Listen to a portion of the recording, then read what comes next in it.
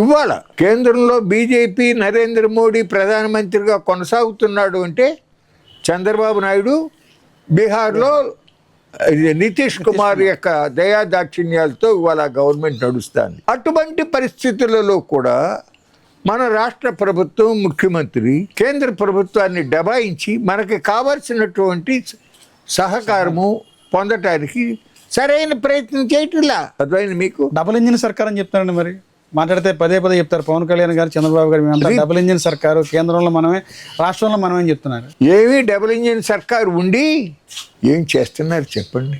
ఒకప్పుడు ఎన్టీ రామారావు గారు తెలుగుదేశం పార్టీ పెట్టింది ఈ తెలుగు జాతి అత్యంత పౌరుషం ఉన్నటువంటి జాతి అని ప్రపంచానికి చాటి చెప్పాడు. 9 మాసాల్లో అధికారంలోకి వచ్చాడు, కాంగ్రెస్ని కోకటి వేళ్లతో పడగొట్టేశాడు.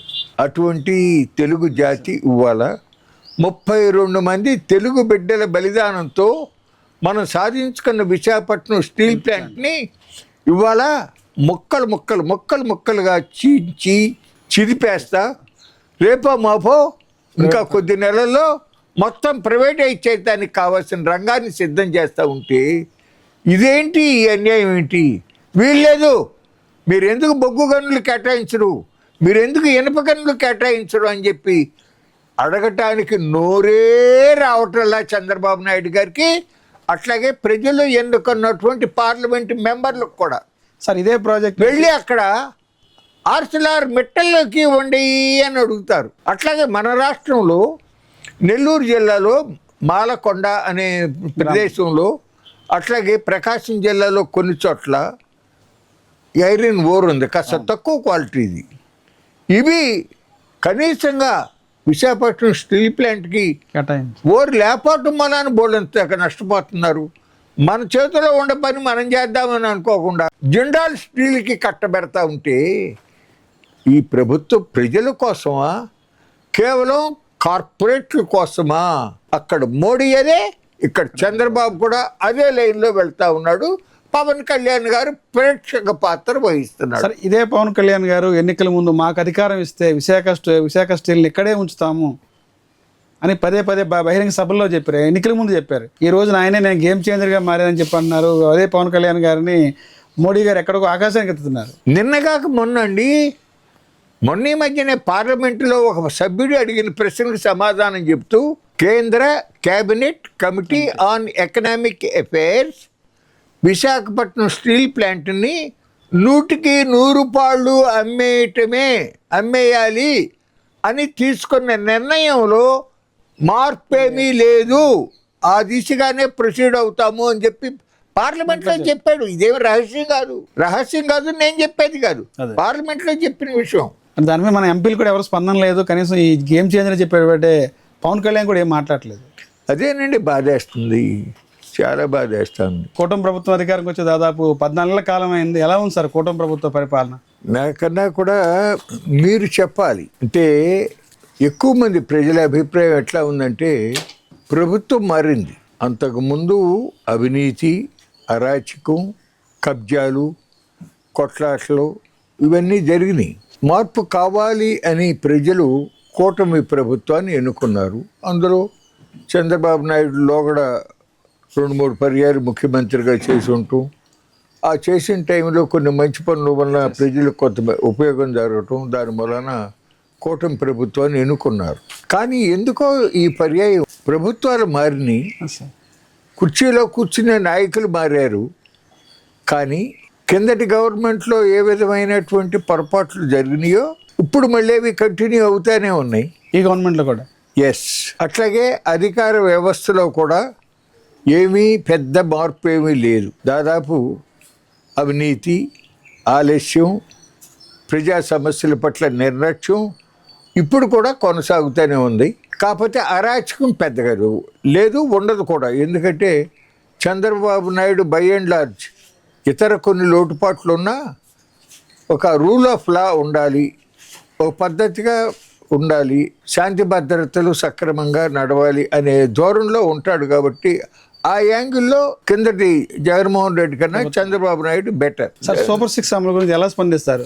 ఏదైతే హామీ ఇచ్చామో హామీలు అన్నీ అమలు చేసామన్నారు. లాస్ట్గా మహిళలకి చూడండి శ్రీశక్తి పథకం ద్వారా మొత్తం కంప్లీట్ అని చెప్తారు. నిజంగా సూపర్ 6 అంతా ఆయన ఇచ్చాడంటే హామీలు అన్ని పూర్తయినట్టు ఈ ఫ్రీ బస్తో. ఆయన ఆలోచనలు ఉంటాయి కానీ అవి ఆచరణలో అమలు చేయటానికి గట్టి ప్రయత్నం చేయడు మనిషి. ఉదాహరణకి నిన్ననే అన్నాడు ఏమని, 2026 వచ్చేటప్పటికి 10 లక్షల ఇళ్ళు కడతాం పేదవాళ్ళకి అన్నాడు. లోగడ కిందటి గవర్నమెంట్లో 14-19 మధ్యలో టిట్కో ఇళ్ళు అన్నారు.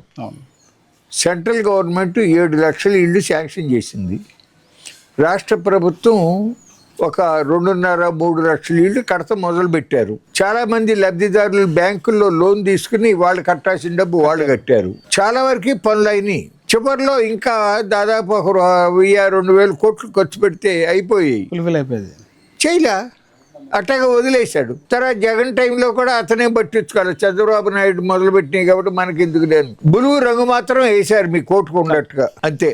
అదే అట్లాగే ఇదివరకు లోగడ కూడా ఒకప్పుడు ముఖ్యమంత్రిగా ఉండగా 1996లో వెలిగొండ ప్రాజెక్టుకి 2 సార్లు శంకుస్థాపన చేశాడు పార్లమెంట్ ఎలక్షన్లకు ముందు.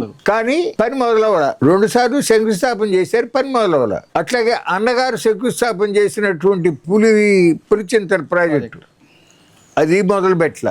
దాదాపు ఇరిగేషన్ ప్రాజెక్టులు అన్నీ కూడా రాజశేఖర రెడ్డి వచ్చిన తర్వాత మొదలుపెట్టాడు. అట్లా జరుగుతూ వస్తూ ఉంటుంది. ఇంప్లిమెంటేషన్లో చాలా లేట్ జరుగుతూ ఉంటుంది. అందులో రైతులు సామాన్య ప్రజలకు సంబంధించిన విషయాల్లో చాలా అశ్రద్ధ జరుగుతూ ఉంటుంది. సార్, మీరు గతంలో వ్యవసాయ శాఖ మంత్రిగా పనిచేశారు. ప్రస్తుతం ఈ కూటమి ప్రభుత్వంలో రైతు పరిస్థితి ఎలా ఉంది? గిట్టుబాటు ధర కానీ రైతు పరిస్థితి ఎలా ఉంటే ఎలా ఉంది? ఏమీ సంతృప్తికరంగా లేదండి. చాలా బాధాకరమైన విషయం ఏంటంటే ఎన్టీ రామారావు గారు తెలుగుదేశం పార్టీ రైతులకి చాలా ప్రాధాన్యత ఇచ్చే పార్టీ. ఆ రోజుల్లోనే ఆయన కోఆపరేటివ్ చట్టంలో దేశంలోనే మొట్టమొదటిసారి ఒక మంచి చట్టం తెచ్చాడు. అట్లాగే రైతులకి కరెంటు 50 రూపాయలకి హార్స్ పవర్ ఫ్లాట్ రేట్ పెట్టాడు. దాని మూలాన కొన్ని లక్షల మంది కొత్తగా మోటార్లు పెట్టుకోవడం జరిగింది. కానీ చంద్రబాబు నాయుడు గారికి ముందు నుంచి కూడా వ్యవసాయం పట్ల రైతు పట్ల ఆసక్తి తక్కువ. ఎక్కువ పరిశ్రమలు పెట్టుబడులు రావాలి, స్వదేశీ పెట్టుబడిదారులు విదేశీ పెట్టుబడిదారులు రావాలి, వాళ్ళు పరిశ్రమలు పెట్టాలి, అదే గొడవ. ఇప్పుడు ఢిల్లీలో మేము దాదాపు 13 మాసాల పాటు బొడ్డు చలిలో, జోరు వర్షాల్లో, మండు ఎండలలో 750 మంది రైతులు చచ్చిపోయినా శాంతియుతంగా ఉద్యమం నిర్వహించింది సంయుక్త కిసాన్ మోర్చా ఆధ్వర్యంలో 540 రైతు సంఘాలు. ఒక్కరోజు కూడా ఆయన ఆ ఉద్యమానికి సపోర్ట్గా మాట్లాడలా, స్పందన లేదు. ఆ తర్వాత లఖింపూర్ కేరి అనే చోట కేంద్ర మంత్రి కొడుకు మనుషుల మీదుగా జీప్ తోలి 4 చచ్చిపోయారు. చాలా హృదయ విదారకమైన సంఘటన. దాంట్లో కూడా ఆయన స్పందించాల. ఇక మీరే అర్థం చేసుకోండి. అంటే మా ప్రభుత్వం వచ్చిన తర్వాత రైతులు సంతోషంగా ఉన్నారు, ప్రతి పంట కూడా గిట్టుబాటు ఉందని చెప్పి అంటున్నారు. మీరేమో దాదాపు చూస్తే ప్రతిరోజు కూడా మీరు రైతు సమస్యల మీదే పోరాటం చేస్తున్నారు. ఏది నిజం అంటారు? ఈ ప్రభుత్వంలో వచ్చిన తర్వాత ఒక్క పంటకి కూడా ఎంఎస్పి ధర లభించలేదు. అన్ని పంటలకి అట్లాగే జరిగింది. ఇదివరకు కొన్నిటికి దోస్తే కొన్నిటికన్నా ఏవో రాకపోయారో కొన్నిటికి వచ్చాయి. ఈ పర్యాయం దేనికి రాలా. ఇవాళ ఎరువులు కొరత, కౌలు రైతులకి రుణ సౌకర్యం లేదు, బ్యాంకుల్లో ఏమి సంతృప్తిగా లేదండి.